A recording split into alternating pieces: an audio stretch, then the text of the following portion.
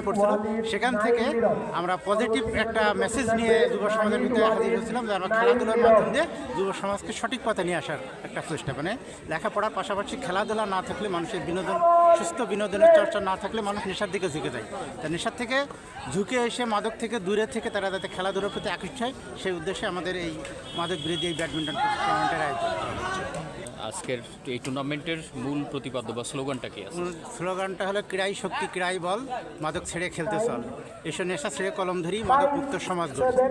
মাদক কোনো বিনোদনের মাধ্যম নয়, সুস্থ সাংস্কৃতিক চর্চা এবং খেলাধুলাই বিনোদনের মাধ্যম। এটার মাধ্যমে যুব সমাজকে আমরা পজিটিভ সাইনে নিয়ে আসতে চাই।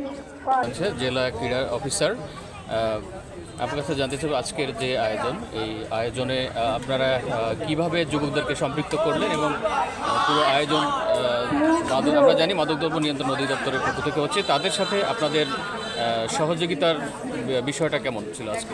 ধন্যবাদ আপনাকে। আসলে আমাদের সরকারি সকল দপ্তরের ঘুরে ফিরে মূল কাজ একই। আমরা চাই যে দেশের জনসম্পদকে জনশক্তিতে রূপান্তরিত করার জন্য। তো আমাদের যুব সমাজ হলো একসময় জনশক্তিতে রূপান্তরিত হবে। যুব সমাজকে যদি আমরা সুস্থ বিনোদনের মাধ্যমে তাদেরকে পরিশ্রমী নাগরিক হিসেবে গড়ে তুলতে পারি, তাহলে তারা জীবনকে ভালোবাসা শিখবে। তাদের জীবনকে যখন ভালোবাসা শিখবে তখন অবশ্যই তারা প্রোডাক্টিভ কাজে ব্যস্ত হয়ে যাবে।